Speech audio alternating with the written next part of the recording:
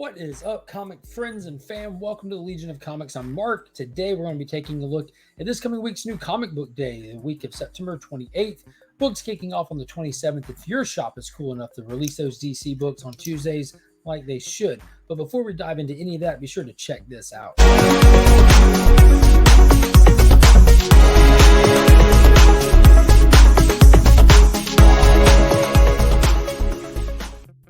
Before we dive into this comic book goodness, I'd like to give a big thank you to the channel sponsor, Big Time Collectibles, for sponsoring the channel and the monthly giveaway for the channel members. Be sure to check them out at bigtimecollectibles.com. And if you follow them on social media, pay close attention. They have numerous New York City Comic-Con exclusives that they are releasing in small amounts early for those that cannot attend. So be sure to watch out on their social medias as well as bigtimecollectibles.com. So let's get into it. There's some bangers coming out this week. Some I'm excited to dive into, some great stories that need exploring, starting out with Detective Comics issue number 1064.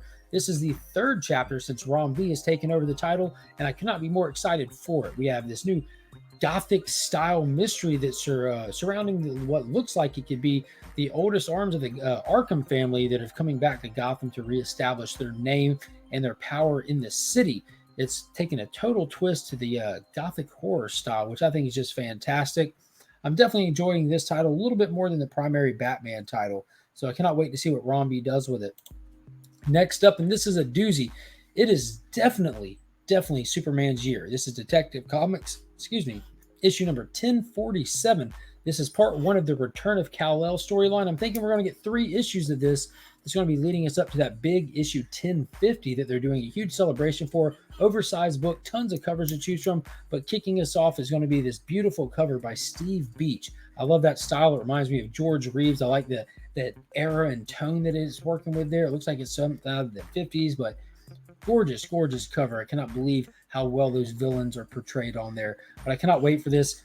Philip Kennedy Johnson has brought Superman back to greatness with that War World saga, and it's time to bring him back home to Earth, and there's just a total different dynamic that's going to have changed since Jonathan's really established himself a lot more, but I think this is going to be a blast. If you are not a Superman fan or don't know if you are, this is the issue to jump on. This is the issue to start. Do not miss out on what's happening in this book. I'm telling you, this is what people have been wanting since they were complaining about the Bendis era. This is it, guys. Don't miss out. Next up, Nice House on the Lake is back. Issue number 10. James Tynion's the 4th Black Label book that got tons of high praise over here at DC.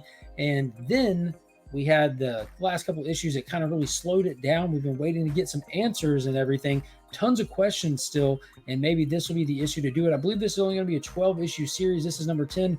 It's really about to start going down. Really excited for this, just to find out what Walter is, what's going on with all the people in the houses. Are they even still alive? Is the rest of the world still there? We're going to start finding out as this series starts to wrap up, and I cannot wait. Next up, we have Batman Beyond the White Knight, issue number 5. This is from Sean Gordon Murphy, taking place in his own Batman universe that he created and crafted with that first series, The White Knight. This is the fourth full-size volume, if you count that rough Harley Quinn one in the middle there that he did not write. But needless to say, this is one we're focusing on Terry, Batman Beyond, and an older Bruce Wayne that are having to go up against the big mega bad guy who's controlling Gotham City, Mr. Powers.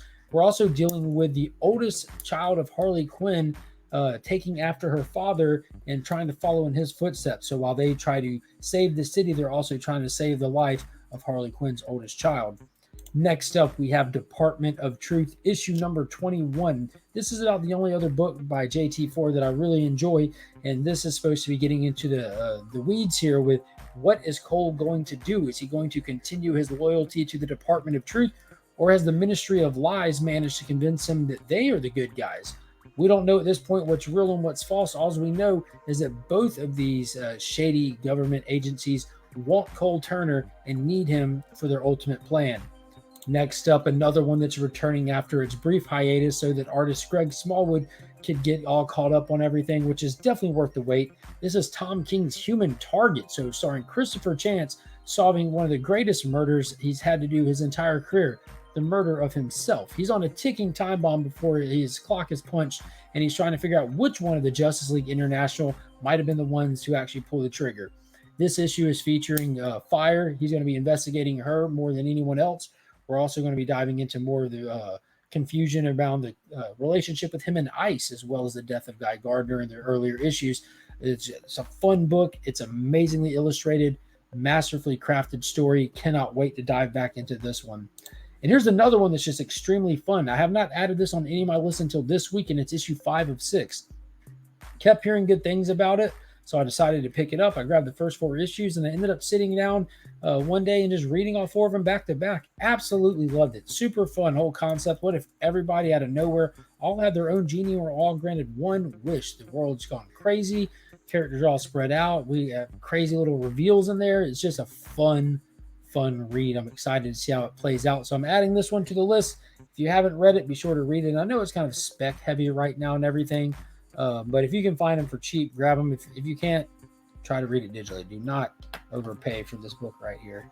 But anyways, here we go. Mighty Morphin Power Rangers, issue number 100. Been waiting on this one. They've been advertising it and working their way up to it. This is a big deal. Boom Studios has gotten out 100 issues of Mighty Morphin Power Rangers. And that is between the 2 titles. They split them into 2 series. And is that cheating? I don't know. They have the legacy numbering with it, I guess. But we've had this new Dark Ranger storyline that's been building for the past 10 issues, and it's all coming to a head in this big oversized issue number 100. I did also order myself the John Jang exclusive variant for this one, Jang Gang, but I'm excited to see where it goes, and maybe after this event it'll tone down and get back to those little more grassroots feel that Power Ranger has. Here we go. I've said it a ton of times this year. I'm going to continue to say it. This is the year of Superman right here. Let me tell you something. This is book 2. I don't know how many of these are going to be. This might be the only, might be the second last one. It might be more. I don't know. If you know how many issues this is running for, leave me a comment down below. Let me know.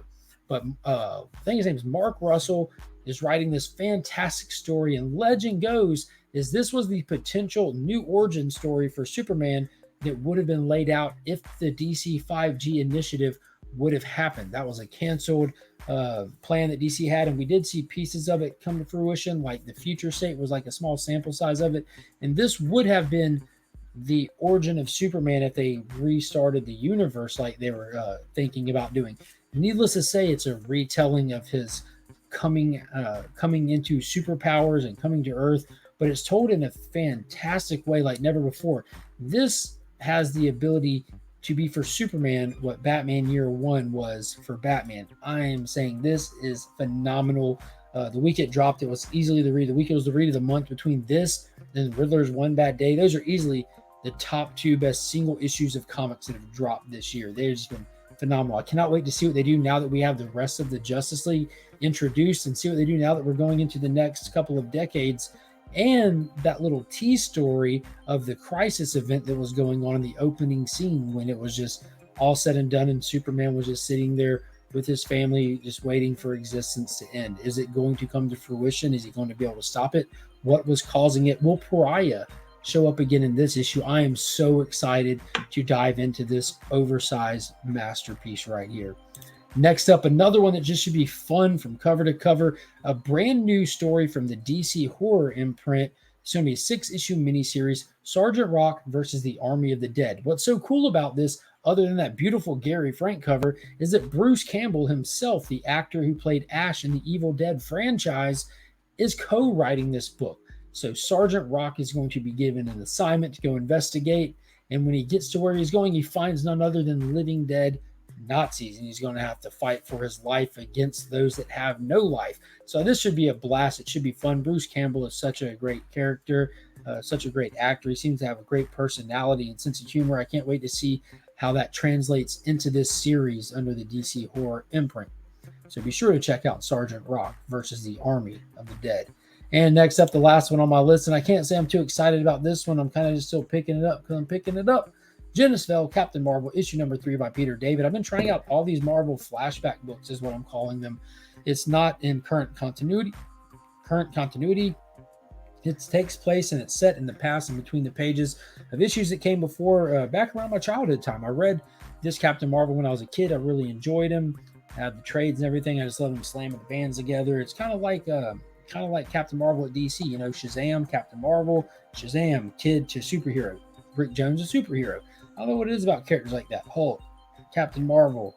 I like those kind of characters. But Needless to say, I'm an issue behind on this. Just read that first one. It didn't blow me away, but I need to get caught up. And they're normally only like 5 or 6 issues, so I'm probably going to get them all anyways. And it is what it is. It is what it is. At least the Marvel book made my list. At least I had one on there. But I do want to let you know, if you need any of your comic books cleaned or pressed, be sure to hit up our friend Justin Comics over on Instagram. The link is in the description of all of my videos. If you use that promo code WeAreLegion, you can take advantage of the special offer that he has running. He changes them up. I don't know which one he has going on right now, but hit him up.